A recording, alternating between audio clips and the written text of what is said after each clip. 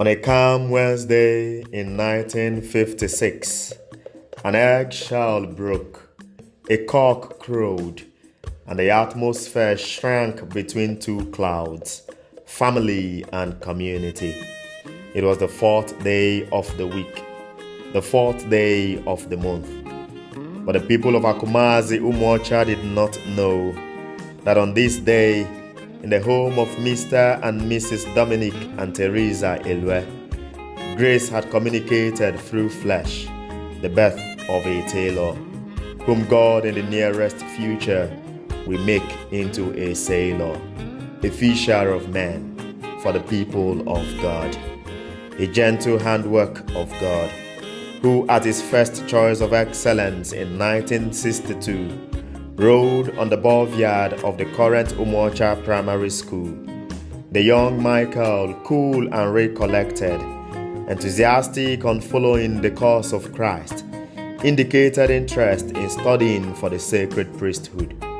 But his father instead sent him to become a tailor.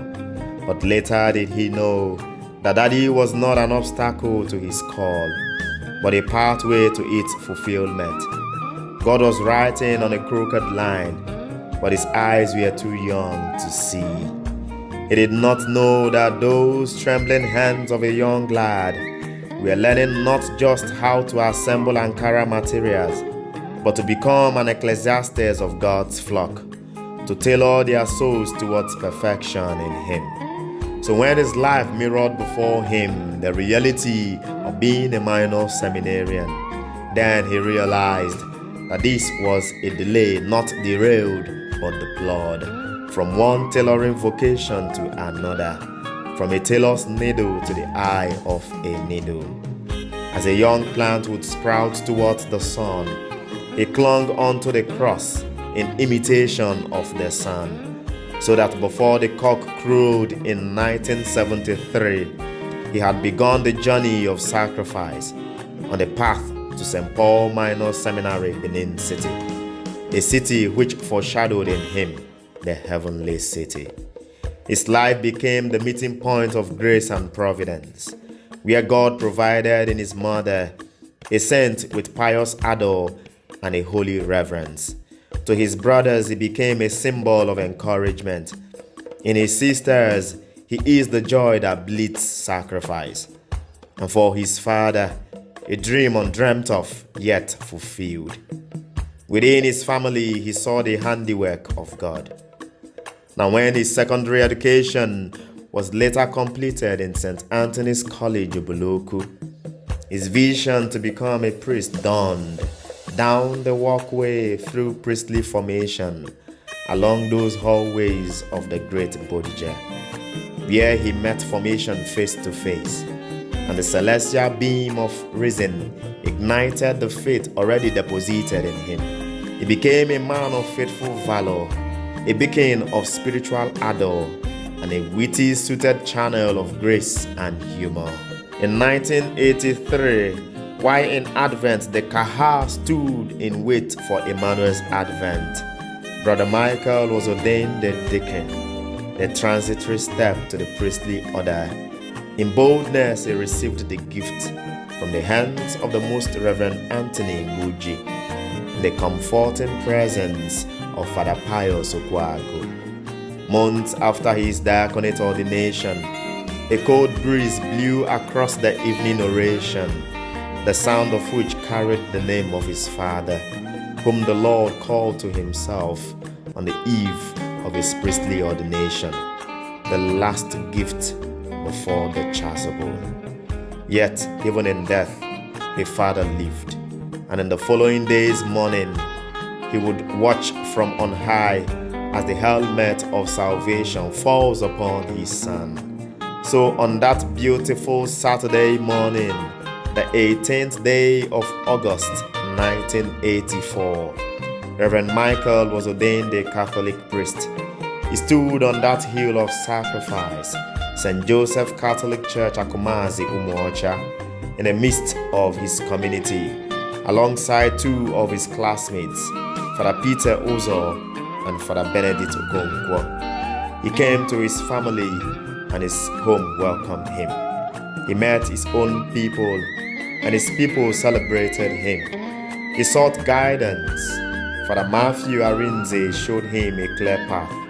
Father Pius Okwago instructed his heart, a seedling of rare value.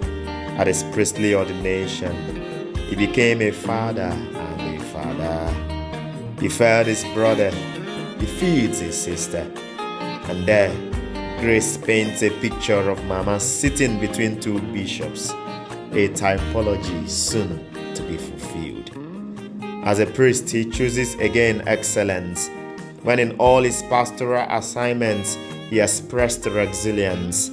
Exceptional became an echo accompanying every further studies, and behold, a product of formation becomes in 1999 an agent of formation in that hallowed ground of the seminary of All Saints, Uhiele Ekboma. Years later, from the heart of the diocese, a call came ringing, the need for a new bishop for the diocese of Iseluku. Then the voice of Christ Vicar John Paul II called out to the ends of Edo on the 9th of December 2003, the name Monsignor Michael Odogwu Elue as the bishop-elect of the diocese of Iseluku. There and then, behold, the beauty of grace and the bounty of service, radiating measures of hope, joy, and peace.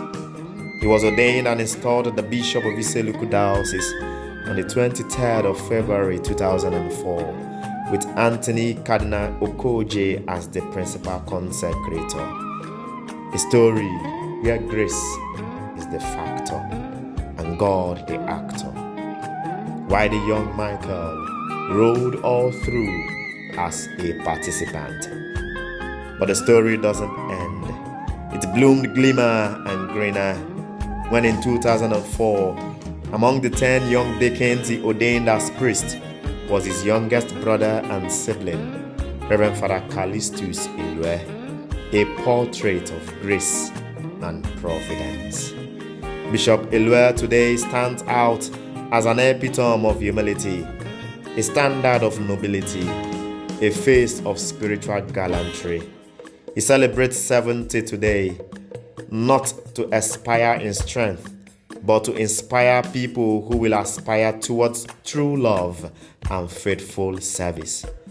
In submitting totally to the will of God and the Church, he joins today the Great College of Elders. The Monsignor who first knelt before a pope as a bishop-elect now stands before another as an elder of the Church. And he continues to say to this day, "Oh God, do not allow those who seek you to be brought to dishonor because of me."